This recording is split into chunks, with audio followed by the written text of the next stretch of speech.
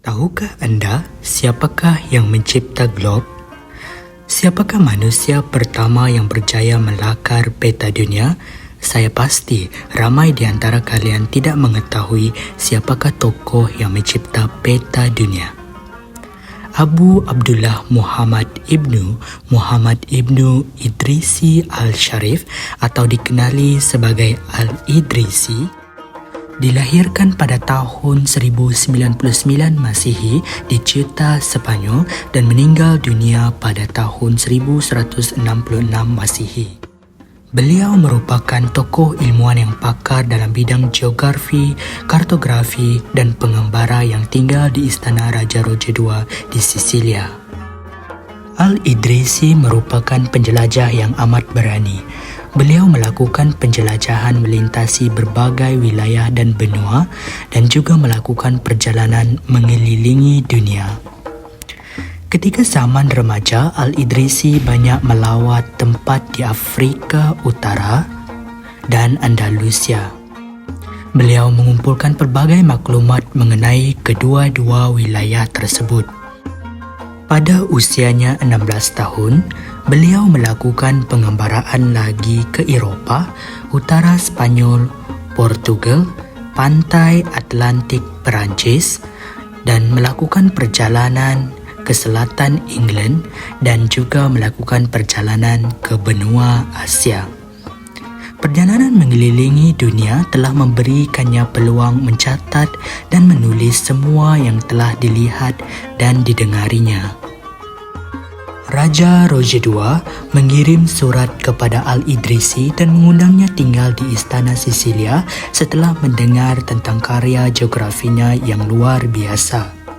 Setelah berpindah ke Sisilia, Al-Idrisi diperintahkan oleh Raja Roger II untuk membuat peta dunia sebagai projek besarnya. Dengan pengetahuan yang ada dan sokongan dari Raja Roger II, Al-Idrisi berhasil membuat bola dunia dan peta cakram melalui pembuatan piring besar dari perak padat. Karyanya ini kemudian termaktub dalam kitab Nushah Al-Mushtaq fi Ishtirak Al-Afaq yang juga dikenali sebagai buku Roger. Di dalam bukunya ini, Al-Idrisi menulis tentang ensiklopedia yang mengandungi peta rinci dan maklumat lengkap tentang negara-negara di Eropah. Peta dunia yang ditemuinya dianggap sebagai warisan agung dan kemudian dikenali sebagai peta Idrisi yang besar.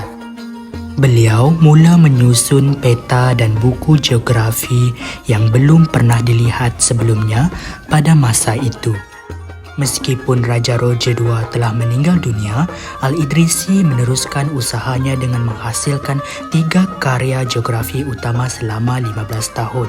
Ini termasuklah planisfera, peta bola perak dan peta dunia yang terdiri dari 70 bahagian yang dibahagi menjadi 7 zon iklim yang lebarnya sama dan ensiklopedia geografi. Selain dikenali sebagai seorang ahli geografi, Al-Idrisi juga terkenal di dalam bidang perubatan dan farmasi. Beliau menghasilkan buku berjudul Al-Adwiyah Al-Mufrijah yang membahas kedua bidang tersebut.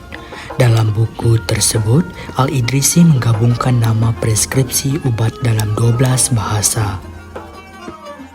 Dalam bidang botani dan farmasi, Al-Idrisi menulis sebuah buku berjudul Al-Jami. Li Ashta'at An-Nabaat merupakan buku yang disusun berdasarkan abjad oleh Al-Idrisi dan mengandungi 360 jenis tanaman dalam membuat preskripsi ubat. Al-Idrisi juga menghasilkan buku berjudul Raud Unas wa Nuzhat Al-Nafs yang mengandungi pengetahuan Al-Idrisi tentang suku Negro dari Timbuktu di Sudan serta sumber air dari Sungai Nil di Mesir. Al-Idrisi juga ada menulis buku tentang wilayah Asia, Afrika dan Eropah yang berjudul Karitatul ala Amil Marmur Minal Ard. Beliau juga menulis buku yang berjudul Syifatul Arab yang menerangkan tentang karakter bangsa Arab. Penemuan Al-Idrisi tidaklah biasa. Beliau berusaha menggabungkan deskriptif dan astronomi.